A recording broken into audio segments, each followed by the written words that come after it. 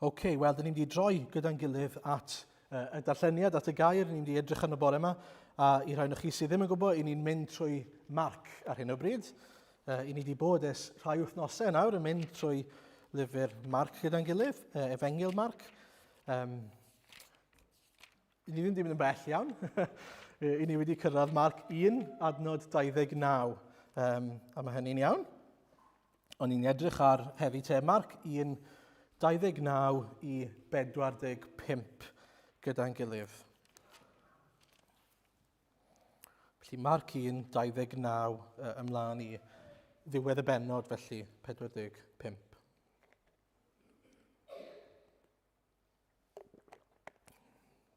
A cyn i ni ddarllen, o'n i jyst eisiau, os oes Beiblau gyda chi'n enwedig, mae'n helpu chi allu gweld, fel ni wedi gweld yn y gyfres gobeithio, yr arglwydd Iesu'n dangos agweddau gwahanol o pwy yw ei gymeriad, ei bersonau i ni trwy Marc.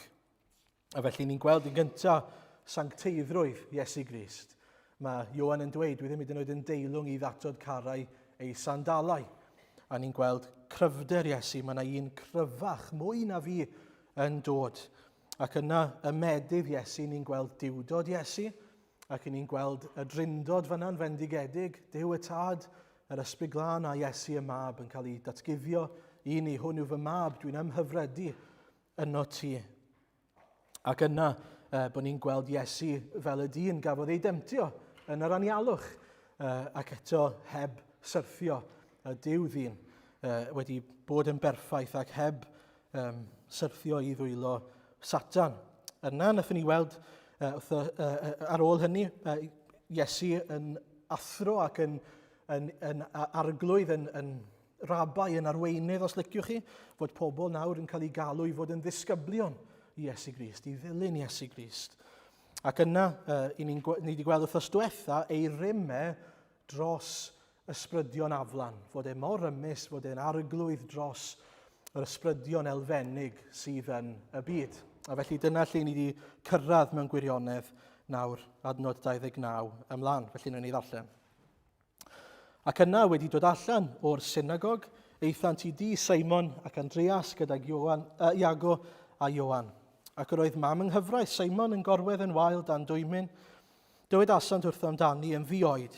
Aeth yntau ati a gafael yn ei llaw a'i chodi, gadawodd y dwymyn hi, a dechreuodd hithau weini arnynt. Gyda'r nos a'r haul wedi machlyd, yr oeddent yn dwyn ato yr holl gleifion a'r rhai oedd wedi ei meddiannu dan gythreiliaid. Ac yr oedd yr holl dref wedi ymgynnull wrth y drws. Iachau oedd ef lawer oedd yn glaf dan amrywiol afiechydon a bwriodd allan lawer o gythreiliaid. Ac ni adawai i'r cythreiliaid dweud gair oherwydd ei bod yn ei adnabod. Bore tranoeth yn gynnar iawn cododd ef ac aeth allan. Aeth ymaith i le unig, ac yno yr oedd yn gweddio.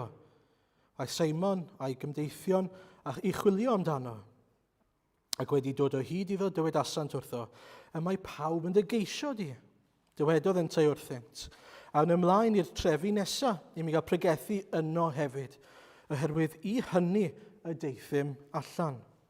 Ac fe aeth drwy holl Galilea gan pregethu yn ei synagogau hwy, a bwrw allan gythreiliaid.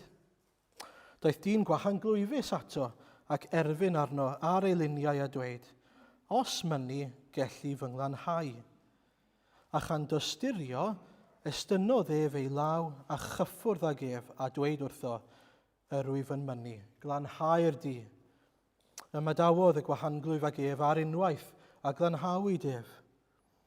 Ac wedi ei rybuddion llym gyrrodd Iesu ef ymaith ar ei union a dweud wrtho, gwylia na ddywedi ddim wrth neb, ond dos a dangos di hun i'r offeiriad ac offryma dros dy lanhad hyn o'r chmynodd Moses yn dystiolaeth gyhoeddus. Ond aeth yntau allan a dechrau rhoi'r hanes i gyd ar goedd a'i deini ar led fel na alla Iesu mwyach fynd i mewn yn agored i unrhyw dref. Yr oedd yn aros y tu allan mewn lluoedd unig, ac eto yr oedd pobl yn dod ato o bob cyfeiriad. Amen. Iawn, felly fi wedi rhoi rhywfaint o gefndir i ni'n barod o le ni wedi bod wrthi yn Efengyl Marc. Mae Marc, os chi'n cofio, yn bennaf yn ysgrifennu at ac ar gyfer y Rhufeiniaid, y bobl Rhufeinig oedd wedi dod yn Gristnogion ac yn gobeithio bydden nhw'n dod yn Gristnogion ac eisiau dangos iddyn nhw pwy yw Iesu a beth mae e wedi dod i wneud. A felly dwi ddim yn mynd ar ôl rhagor o'r cefndir na hynny bore yma, i ddweud y gwir, mae e dal wrthi ar ei weinidogaeth ddeiarol, os liciwch chi, mynd trwy, mae wedi bod yn Capernaum, mae e dal yn Capernaum, a mae e nawr yn teithio gwmpas, yn dangos i bobl pwy yw e. A rhai pethau fi eisiau dwy'n eich sylw chi atyn nhw bore yma te. Yn gyntaf, oeddech chi'n gwybod fod Seimon Pedr wedi priodi? Oeddech chi'n gwybod fod e'n briod? Na chi rhywbeth diddorol iawn fi'n credu.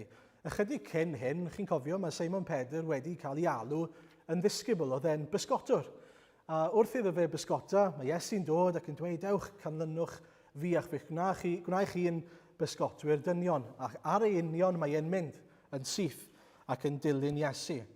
A fi'n credu yn ein meddyliau ni, yn aml, i ni'n meddwl am y disgyblion fel rhyw fechgyn ifanc, carefree, sydd â dim byd i'w golli, a felly wrth gwrs bod nhw'n mynd i fynd a dilyn Iesu. Y cwbl maen nhw'n gadael ar ei hôl yw'r rhwydau yna, a'r cychod.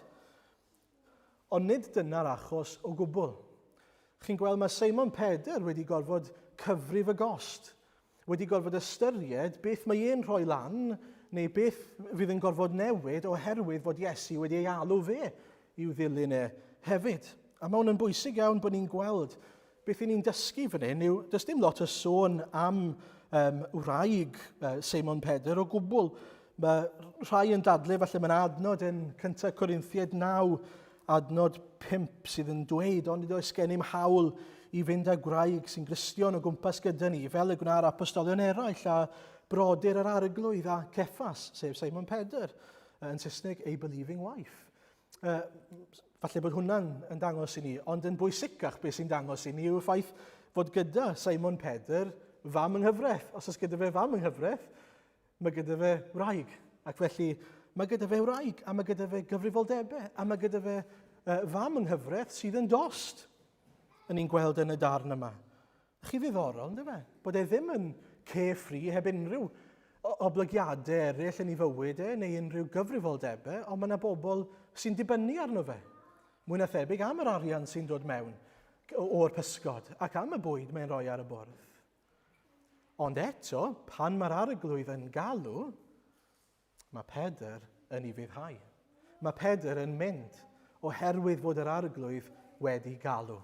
A mae'n bwysig iawn bod ni'n gweld pwysigrwydd dilyn yr arglwydd Iesu pan mae e'n galw. Nawr wrth gwrs, mae rhaid i ni ystyried beth yw'r gost yn ôl beth mae'r arglwydd yn ein galw ni i wneud. Dyw'r arglwydd ddim wedi galw pob un i fod yn ddisgybl fel mae Seimon Pedr yn ddisgybl. Meddyliwch am Luc yn y Beibl, oedd Luc yn feddyg, ond hefyd yn ddilynwr Iesu. A felly oedd e'n gallu parhau i fod yn feddyg ac yn ddilynwr Crist. Ond mae rai yn mynd i orfod rhoi pethau lan. Oedd Matthew, y casglwr trethi, wedi gorfod rhoi lan i swydd mwyn dilyn Iesu Grist. A felly mae rhaid i ni ystyried, wel beth mae e'n olygu i fi pan mae'r arglwydd yn dod ac yn gofyn y cwestiwn, wyt ti'n mynd i fanylu ni? Ydy'r arglwydd yn mynd i ddod yn gyntaf ac yn bopeth i ni? Os yw hynny'n golygu bod chi'n gallu parhau i wneud eich swyddi, gret, carry on. Ond os yw eich swyddi chi'n dod yn y ffordd neu'n eich rhwystro chi rhag dod at Iesu Grist, mae rhaid rhoi lan y swydd yna ac dilyn yr arglwydd Iesu. Beth mae'n golygu yw fod yr arglwydd Iesu yn dod yn gyntaf. Beth mae'n olygu yw fod e'n awr yn arglwydd yn ben ar ein bywydau ni. A beth ni'n gweld yw fod cost. Dyw e ddim mor rwydd a dweud, wel, gallai Seimon Pedr falle di roi esgusodion, fel hang on Iesu, allai ddim jyst roi lan y rwydi yma, allai ddim jyst roi lan yn deijob i, achos beth sy'n mynd i ddigwydd i'n fam yng nghyfraith, mae hi'n dost. Sy'n mynd i edrych ar ôl i, pwy sy'n mynd i dalu'r bills? Ond beth ni'n gweld yw fod yr arglwydd hyd yn oed yn darparu am yr ochr yno bethau fan hyn. Mae'n mynd nôl i Capernaum ac yna mae'n cwrdd ar fam yng nghyfraith. A beth sy'n digwydd? Mae'n ei achau hi. Mae'n ysgafnhau y fwrdwn yna sydd arni hi. Nawr mae'n bwysig dweud, dyw hynny ddim bob tro yn digwydd, wrth gwrs bod e ddim. Ond le mae'r arglwydd yn dymuno, mi fydd yn ysgafnhau beichiau ac yn sicr mi fydd e'n bendithio beth bynnag mae hynny'n golygu. Ac i ni wrth i ni gymhwyso hynny'n cyd-destun ni, mae bob un o'n ni'n cael ein galw i fod yn bobl gwahanol, y roliau gwahanol yn ein bywydau ni. Ond y cwestiwn yn fwy, ydych chi'n ddilynwr Crist ac yn bysgotwr dynion, lle i chi? Ydych chi'n dilyn yr arglwydd ac yn pysgota lle i chi? Enghraifft, os ych chi'n fam, ych chi'n pysgota eich plant. Na'ch job chi, gret. Eich job chi yw pregethu Crist, dangos Crist i'ch plant chi. Edrych ar ei hôl nhw, i bendithio nhw, gofalu. Job pwysig iawn. Os ych chi'n gweithio, chi'n pysgota yn y gweithle. Os chi ddim yn gweithio, chi'n pysgota gatre, falle chi'n pysgota yn eich cyd-destun chi. Ond y peth sy'n bwysig yw eich identity chi, yw eich bod chi yng Nghrist a'ch bod chi'n pregethu Crist. Y ddau beth yna'n cydweithio gyda'i gilydd. A allai sicrhau bydd yr arglwydd yn eich bendithio chi lle ydych chi. A felly mae Seimon Pedr yn ystyried y gost, yn cyfrif y gost, ond yn gweld fod e'n gymaint mwy gwerthfawr i ddilyn Crist nag i bysgota am bysgod. Mae pysgota am ddynion yn waith cymaint mwy gwerthfawr, pwysicach ar ein cyfer ni. Dyna'r peth cyntaf te. Yn ail, oeddech chi'n gwybod fod pawb yn dod at Iesu Grist? Dyna mae'n dweud wrthyn ni. Fi'n siŵr bod pan mae'r disgyblion yn dweud hynny yn y cyd-destun yma, beth mae'n y darlleniad, mae'n dweud fod pawb yn dod. Yr holl gleifion yn dod, a mae'n dweud yn adnod 7 fi'n credu yw y mae pawb yn dygeisio di. Y mae pawb yn dygeisio di. Hynny yw, unwaith maen nhw'n gweld rhywbeth o rym Iesu Grist, mae pobl yn dod. Mae pobl yn heidio at Iesu. Pam? Oherwydd fod Iesu wedi dangos ei allu i ni. Mae wedi dangos pwy yw e. Rhywbeth o pwy yw e, dylwn ni ddweud. Mae wedi dangos rhywbeth sydd yn arall ddynol, y tu hwnt i ddynion i ni. Dyw e ddim yn ddyn cyffredin. Mae e'n ddew ddyn. Mae e'n arglwydd. A nawr fod pobl yn cael golwg ar hynny, mae pobl eisiau cwrdd â Iesu. Ond yn ddiddorol, mae pobl yn cwrdd â Iesu ac eisiau rhywbeth mewn gwirionedd sydd yn wahanol i beth mae Iesu wir eisiau ar ei cyfer nhw. Be dwi'n ei olygu gan hynny? Wel, maen nhw'n chwilio am y gwirthiau. Ond mae Iesu wedi pregethu, ni wedi clywed trwy Marc yn barod, am edifeirwch ac am gredu yn yr arglwydd. Dyna yw bwrdwn, baich, dyna yw gôl, pwrpas Iesu Grist, pregethu'r efengyl. Gwneud yr efengyl yn glir i ni. Ond eto, beth sy'n denu pobl? Gwirthiau. Dychmygwch bod chi yn nabod meddyg, heart surgeon. Mae'n troi mas, mae boi yma yr heart surgeon gorau sydd i gael yn y byd. A mae digwydd bod yn byw ar eich stryd chi. Chi'n nabod e, neu chi'n dod i nabod e, a peth nesaf chi'n dod i ddeall gan eich meddyg chi'ch hunan, fod yna rhywbeth yn bod ar eich calon chi. Mae yna broblem gyda'ch calon chi. A felly chi'n mynd dros nesaf, a chi'n dweud, helo, Mr Meddyg, siwr i chi, fi'n clywed bod chi'n dda iawn gyda'ch dwylo, chi fodlon adeiladu dod drefnu ni fi, plis. Byddwn ni wrth y modd, os byddech chi'n adeiladu cader i fi, mae problem gyda'r galon gyda fi, wedi clywed bod chi'n dda gyda'ch dwylo. A byddai cael cader neis i ymlacio ynddo fe gan bod problem yn y galon gyda fi'n gret, mwyn gallu ymlacio mwy. Dychmygwch, na chi ffolineb bydde hynny, ynddo fe? Ac eto, dyna'r math o ffolineb sydd gyda ni fan hyn. Maen nhw'n dod at Iesu Grist yn gofyn am short-term fix sydd ddim yn trwsio'r broblem. Y gwir broblem. Maen nhw'n gofyn am rhywbeth gan yr unig un sydd actually'n gallu trwsio'r broblem yn ei lawnder. Tybed ydyn ni fel yna yn dod at yr arglwydd Iesu, os i ni'n dod at yr arglwydd Iesu am unrhyw beth hynny yw yn bennaf nawr, ond am achubiaeth, i ni'n ffôl. I ni'n gallu troi at yr arglwydd Iesu, eisiau bendithion, eisiau prosperity. Ond os i ni'n troi am y rhesymau yna, i ni ddim wedi deall pwy yw Iesu a beth mae'n cynnig i ni. A dyna'r reality fan hyn, bod pawb yn dod, ond o'n nhw'n dod i ofyn am bethau, Oedd Iesu yn gallu cynnig ac yn gallu darparu, ond nid y peth oedd wedi dod mwyn darparu. Oedd wedi dod mwyn newid calonnau.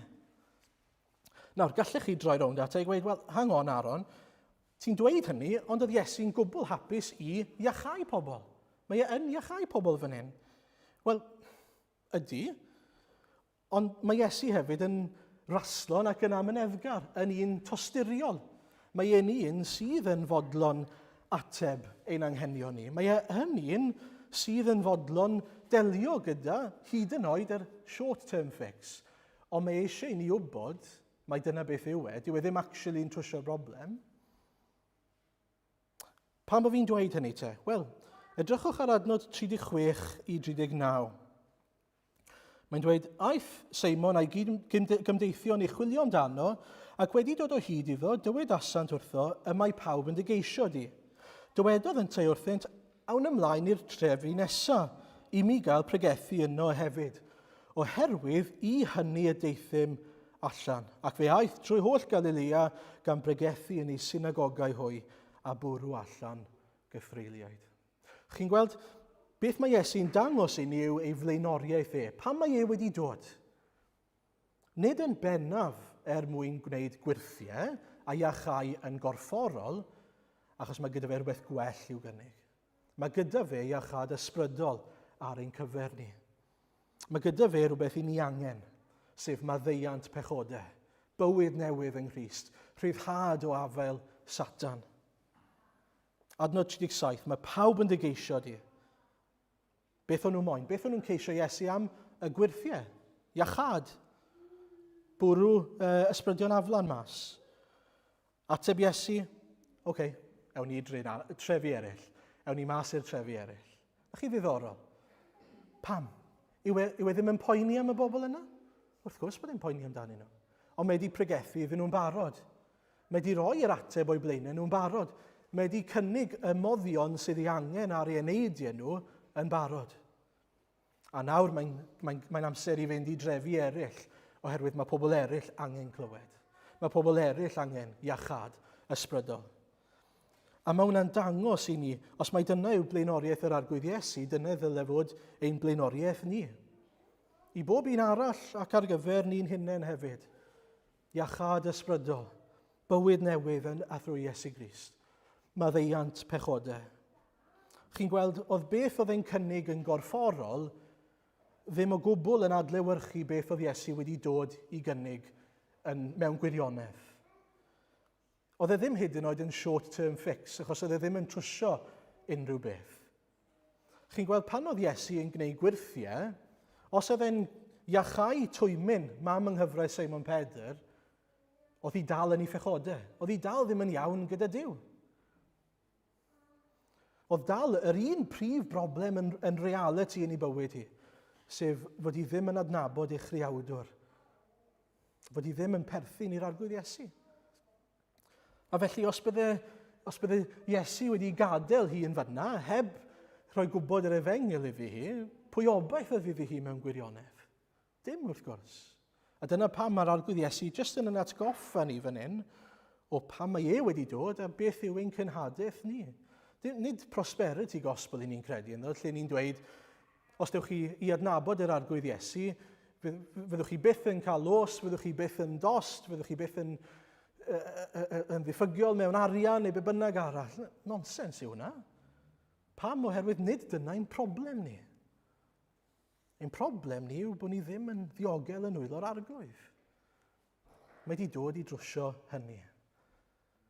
A sy'n ots beth arall sydd ddim gyda ni, dim ond bod gyda ni'r arglwydd Iesu, i ni'n gyfoethog, i ni'n llawen, i ni'n gyflawn. A dyna sydd yn fendigedig yn dyfe, allwch chi fod gyda popeth bydol, ond bod yn dlawd ger bron yr arglwydd, neu gallwch chi fod yn gwbl gyfoethog ger bron yr arglwydd, ac o bosib cael dim byd bydol. Dim iechyd, dim gofal, dim arian, sim ots. Oherwydd mae gen i bopeth, oherwydd fod gen i Iesu Grist. Nawr, y cwestiwn sydd gen i chi fan hyn yw, ych chi'n gyfoethog ger bron yr arglwydd, neu chi'n gyfoethog ger bron y byd? Falle bod chi y ddau. Mae'r arglwydd yn bedithio fel na weithiau. Ond beth yw'r gwir fendith? Y fendith o gael gwybod mae'r arglwydd wedi maddau fy mhechod i. Mae'r arglwydd wedi rhoi bywyd newydd i fi. Mae'r arglwydd wedi delio gyda fi a dwi'n awr yn ddiogel gyda y tad. Mae wedi rhoi y cyfan i fi. Chybo un peth fi'n cysau yw pan mae rhywun yn dod i wneud job yn y tŷ. Chi'n talu rhywun i wneud job yn y tŷ, job adeiladu. Ac ar ôl iddyn nhw orffen, mae rhaid chi fynd rownd y peth i gyd eto, achos bod nhw ddim wedi wneud job digon da. A chi'n meddwl, pan bod fi wedi talu'r holl arian yna'n gofyn i rhywun i beinto'r tŷ i gyd i fi, a mae'n llawn patches a mae'n rybys. Nid dyna beth mae Iesu'n wneud. Dyw e ddim yn rhoi hanner job. Mae'n delio gyda'r galon yn gyfan gwbl. Dewch at yr arglwydd Iesu os nag ych chi wedi gwneud eto. Trowch ato fe, derbyniwch yr arglwydd. Mae'n gallu newid ein calonau ni. Mae'n cynnig ein gwneud ni yn iawn gyda fe. A un peth fi eisiau just nodi cyn symud ymlaen hefyd. Mae'n dweud awn ymlaen i'r trefi nesaf i mi gael pregethu yno hefyd, oherwydd i hynny deithim allan. Ac fe aeth trwy holl Galilea gan pregethu yn ei synagogau hwy a bwrw allan gythreiliaid. Sori, adnod 38 a 39 yw hwnna. Sylwch, hyd yn oed wrth i Iesu bregethu'r Efengil, mae e'n dal yn tysturio i'r fath raddau fel bod y gwirthiau a'r bwrw allan cythreiliaid jyst yn digwydd. Mae fel petai e mor dosturiol a mor aslon, mae methu stopo i hynna. Mae e wedi dod mwyn pregethu, ond eto, mae e mor aslon, mae e jyst yn digwydd, mae e jyst yn ymateb i bobl. A dyna sydd gyda ni reit ar y diwedd, lle ni'n clywed am y dyn gwahan glwyfus yma. Mae'r dyn gwahan glwyfus yn troi ato fe ac yn dweud, os mynnu di, fedri di fe achau i. A mae'n ddiddorol nag yw e. Mae'n credu yn ngrym Iesu Grist i'w iachau e. Ond does arno Iesu ddim byd i'r dyn yma. Does dim rhaid fod Iesu'n gwneud e. Mae lan i Iesu'n llwyr. The ball is in his court, ynddo fe?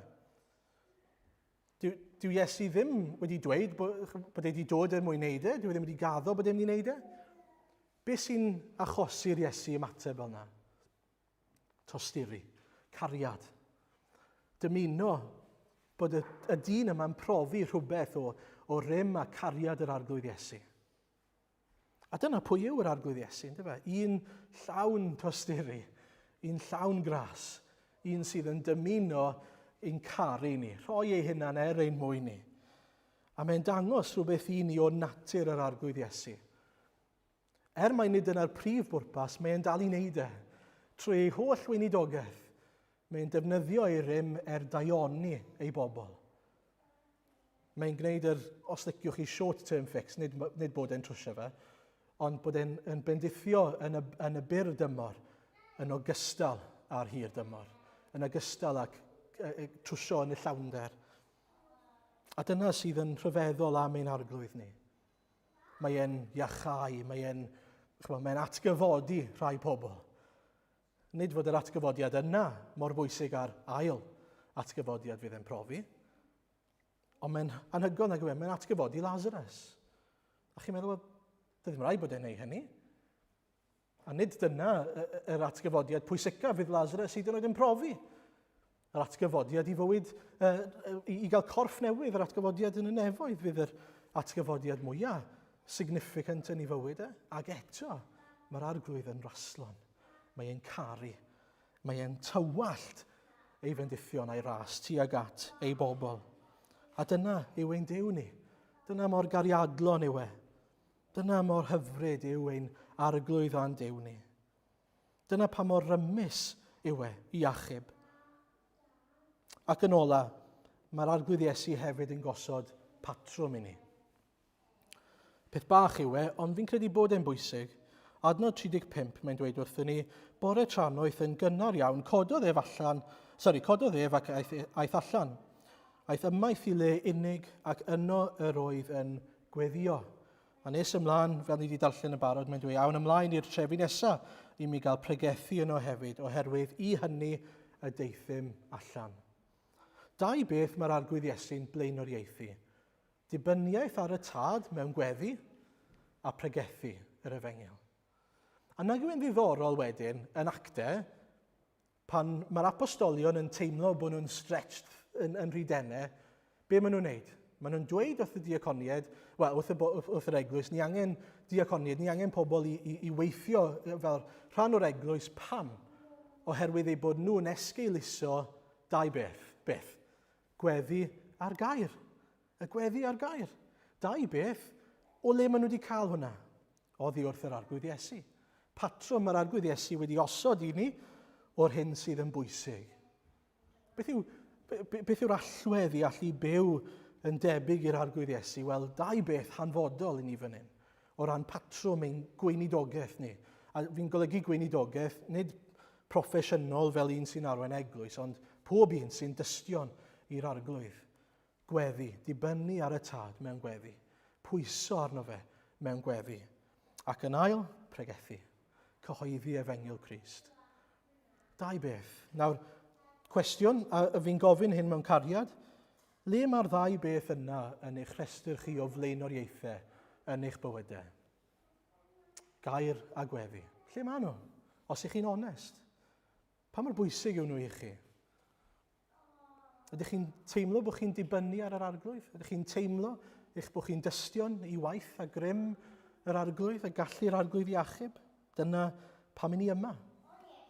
Dyna ein braint ni yw cael bod yn blant sy'n pwyso ar yr arglwydd mewn ffydd ac yn blant sydd yn cyhoeddi yr arglwydd mewn ffydd. Felly fi eisiau annog chi, os chi yn teimlo fod y blaenoriaethau yna falle mas o le, i weddio, ceisio'r arglwydd a gofyn arglwydd, nid i aildrefnu y blaenoriaethau yna. Rho nerth i fi, helpa fi i aildrefnu y blaenoriaethau yna yn fy mywyd i os gwelid i'n dda. Ac i orffen yn fyr iawn. Un peth pwysig fi'n credu wrth orffen. Wrth i Iesu ddangos ei rym i ni, mae'n dangos ei rym i ni trwy Marc, os chi'n sylwi Marc 1 i gyd, ym mhob agwedd o fywyd. Mae'n teyrnasu dros y greadigaeth, mae'n teyrnasu dros ysbrydion aflan, mae'n teyrnasu dros y corff, mae'n teyrnasu dros yr enaid. Chi'n sylwi? Mae'n frenin pob peth, mae'n arglwydd pob peth. A na chi gysur yw hwnna os ych chi'n eiddo Iesu Grist. Beth bynnag chi'n ei wynebu, mae Iesu yn arglwydd pob peth a mae'n gaddo y bydd e'n cadw ein uneidiau ni. Fi eisiau rhannu un stori gyda chi orffen. Nes i rannu hyn yn angladd y fenyw yma. Mae'n stori sydd wedi effeithio mywyd i eitha lot o ran dod i ddeall sut mae'r arglwydd yn gweithio. Oedd menyw oedd yn aelod fan hyn, Elizabeth Rogers, gafodd dementia. Ac oedd hi mewn cartre yn Abertawe. Ac wrth iddi hi fynd yn wael, dyma'n stopio siarad. Oedd hi'n ddim yn siarad erbyn y diwedd. A mi ddath hi chydig bach fel plentyn. Felly bob tro ni'n mynd i gweld hi, oedd hi'n ofn fi, dyn mawr gyda barf, ddim yn helpful, ond oedd hi'n ofn fi, oedd hi'n crynu byddai'n mynd i gornel ystafell bant ohono i, ddim eisiau unrhyw beth i wneud â fi. A'r unig ffordd o'n i'n gallu cael hi i ymlacio, ac i fod yn okay gyda fi'n bod yna, weithiau byddwn ni ddim yn aros, ond yr unig ffordd byddai fe'n gweithio, oedd os o'n i'n dweud wrthi hi, I love Jesus, can we pray together? Na'r unig ffordd ni'n gallu cael hi i ddod a setlo gyda fi. A felly, byddai hi wedyn yn fodlon yn slow fach dod a iste ar yn bwysi. A wedyn dyma fi'n gweddio. A byddai'n gweddio gyda hi. A'r peth nesaf, dyma hi'n dechrau gweddio. Oedd hi ddim yn siarad. Ac oedd hi'n gweddio, just fel fyddai wedi gweddio fan hyn yn y cwrdd gweddi. Union un peth. Fel petai dim byd yn bod. A nath e ddysgu rhywbeth i fi am y gwahaniaeth rhwng y corff a'r enaid. Oedd e'n anogaeth i fi ac yn sicrwydd i fi fod yr arglwydd ar waith hyd yn oed pan oedd hi'n yn gaeth i'w chorff. Oedd yr arglwydd yn ei chadw hi.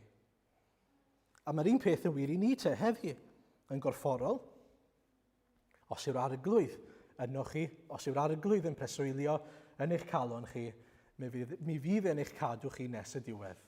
Hyd yn oed os yw'r corff yn eich caethiwo chi erbyn y diwedd. Beth bynnag sydd yn digwydd i ni, mi fydd yr arglwydd yn eich cadw chi. Na chi sicrwydd. Na chi gysur ar gyfer pobl Iesu Grist. Gwybod beth bynnag ddaw, chi'n ddiogel yn ei ddwylo fe. Cofiwch hynny, mae'n anogaeth mawr i fi, beth bynnag, i allu dweud hynny. Bod yr arglwydd yn mynd i fod yn fugail fy enaid i am dragwyddoldeb. A rhyw ddydd fyddai hyd yn oed yn cael corff newydd hefyd. Felly, jyst i atgoffa chi o'r cyfan. Yn gyntaf, fel Simon Pedr a'i wraig, mae eisiau ni ystyried y gost o ddilyn Iesu. Ond cofiwch, mae'r pros yn fwy na'r cons. Mae dilyn Iesu yn gymaint mwy gwerthfawr na byw heb yr arglwydd Iesu. Yn ail, dewch at Iesu, yn bennaf ac yn gyntaf am y rheswm cywir, mwyn cael achubiaeth.